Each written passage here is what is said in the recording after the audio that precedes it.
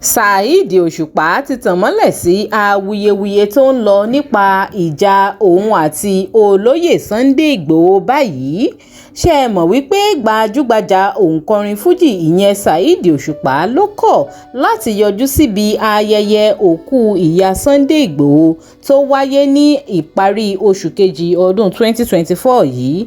Ní àtìgbà náà sì ni awuyewuye ti ń lọ lóríṣiríṣi nípa wípé àwọn ọ̀rẹ́ méjèèjì yìí ń jà ni àwọn kan sì ń sọ wípé kò yẹ kí ó sí nǹkan kan tí yóò dènà wíwá Saheed Osupa wá síbi ayẹyẹ òkú náà kó sì wá kọrin láti yẹ́ olóyè Sunday Igboho sí níbi ayẹyẹ òkú ìyá rẹ̀.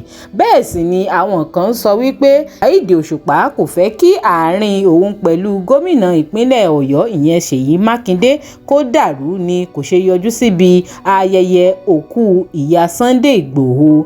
Báyìí gbajúmọ̀ òǹkọrin fújì Saheed Osupa tí gbogbo wa tún mọ̀ sí Olúfimọ ó ti wá fi orin dá àwọn èèyàn lóhùn o wípé kò sí ìjà kankan láàrin òun àti Igboho òòṣà.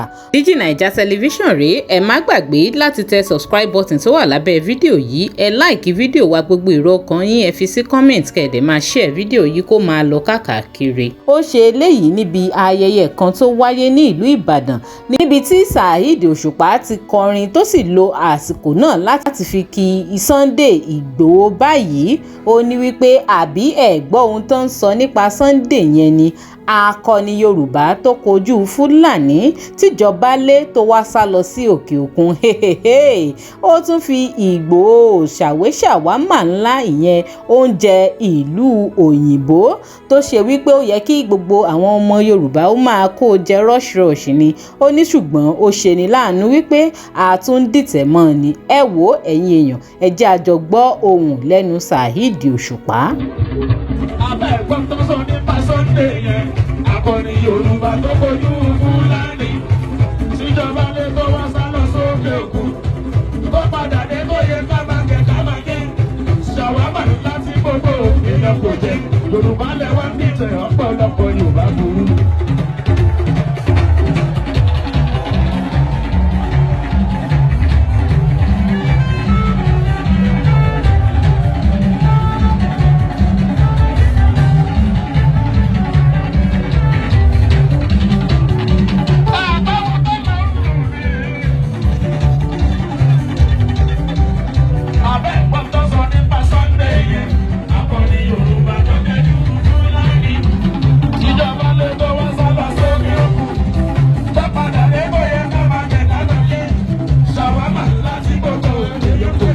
Yorùbá lẹ́wà ń dìtẹ̀ ọ̀pọ̀lọpọ̀ Yorùbá burú.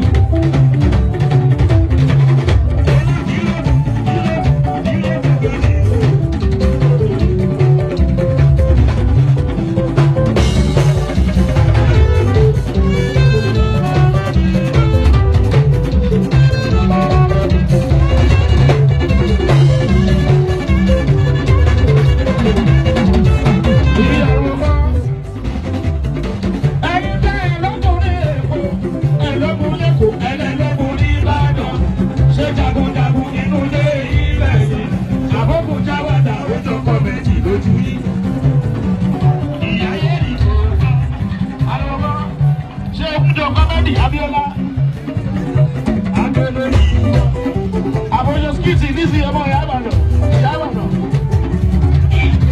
sọjọ skiti òsèkìlì ọjọ kàwọ nepa boys lójú Aboyo skiti eré. Ẹyin bẹ́ẹ̀ lábọ̀ ní èkó ẹ̀lọ́kùnlẹ́kọ̀ọ́ ẹlẹ́lẹ́kùn ní Ìbàdàn ṣé jagunjagun nínú ilé lójú yìí. Inú sọ, abẹ́rẹ́ sọ.